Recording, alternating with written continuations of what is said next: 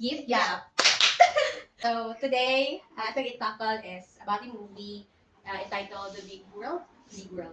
So, about ito sa kay Junhee na naay sakit nga cerebral palsy. So, kaya siya is 20-year-old guy nga iyang dream is mag-act as a normal person nga without kanang deformities, without physical limitations na. So, iyang dream ani is maka-enter siya og normal university. But then, kay tungod sa iyang situation, dili siya ginatugtan sa iyang mama.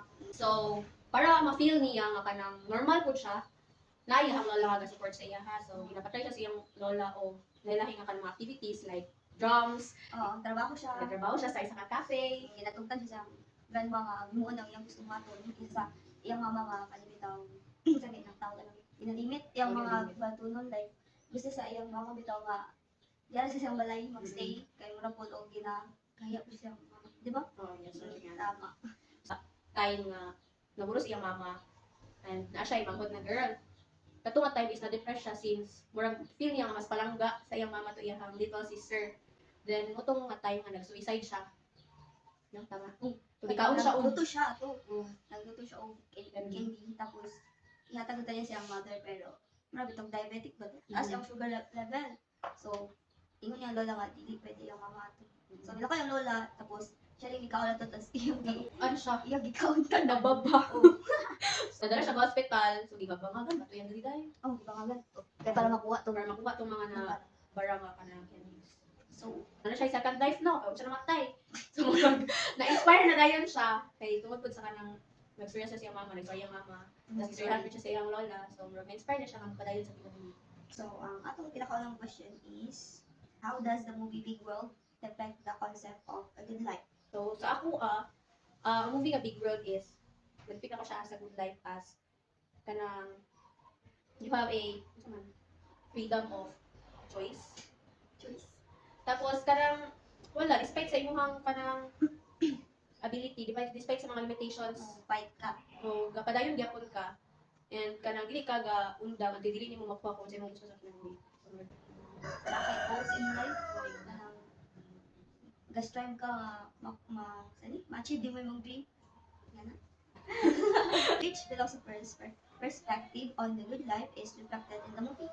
Provide example from the film to support your answer. Aristotle, which is a thought that trying to be the best person you can be and having a purpose in life. So, like sa movie nga katong Big World. Big World, kani bisag na siya ay sakit nga cerebral palsy sige na napadingkamot gyapon siya nga i-treat siya sa uban ni tao-tao nga normal siya nga matanggap siya sa mother. Ako so pag mo siya ma-compare kay Aristotle since ang movie is kanang gina-portray niya nga bisan og nakay sakit or nakay diferensya kanang nabitaw kay purpose sa kinabuhi dili lang porket kanang nakay sakit di na ka magpadayon or di lang kataman gaano siya ka kanang need ka nga mo go beyond the box, need ka nga mo muhawa sa imong safe space para kanang sana ma-discover nimo kung unsa gyud imong mga strengths sa kinabuhi. What does a good life mean to you personally? Which philosopher's viewpoint aligns with your definition of a good life? So, para sa ako, ang good life is kanabitaw sa pagkakaroon so kanang definition sa good life is kanabitaw makahelp bitaw ko sa akong mother and father and kanabitaw mahayahay ang kinabuhi soon. So, puhon. So, ma-relate na kay kuan sa philosopher na si Epicurus o si Confucius. Like, kanabitaw importante nga i-take care nimo ang mga tao nga nasa imong pambitang palibot and mag-take ang responsibility sa I think yun nga importante nga kaning bitaw atong mag-care ta sa ato ang parents and to be a kanang utang nga pagkaanak. So for me having a good life is kanang if nabitaw kay direction na kay plans na kay self reflection aspirations and kanang ma-determine mo imong goals kay mataw na ko siya good life since if ma-achieve na nimo imong mga goals then I'm sure nga kanang ginapuy-an nimo imong kinabuhi nga gusto mo i-achieve. Syempre wala magigit sa mga nilo daw tanang kinabuhi. So syempre kung sa to imong mga pangandoy mo gito imong feel nga kanang best para sa imong So ma-compare na ko ni siya sa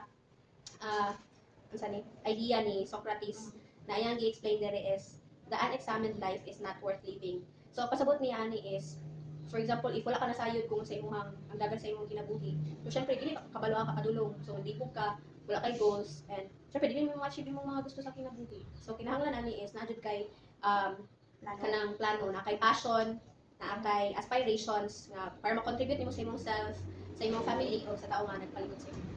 So, atong mother ali nga sa Big World nga movie, akong natun-an is kanang bitaw makontento ta sa ato. Sa unsa ang nasa ato and dili ta kanang bitaw marag sa kanit kanang maghangad sa kanang murag social murag kanang climb pa ka sa pinakataas balay kanang pasulod pa nimong ginoo kay ana ra ka ana bitaw. Ako kung na-learn ani nga movie is that kanang importance of self-acceptance as well as kanang contentment. Kay if dili ka kontento sa imong self, di ka magyud mag-start ang kanang battle nimo sa imong kaugalingon, and syempre wala kay peace kung dili ka kontento kung saan ka. And also, ang ano na ko is ang importance sa family. Na despite kung nagkinaunsa na mo, ang family jud imong naa sa imong mahen.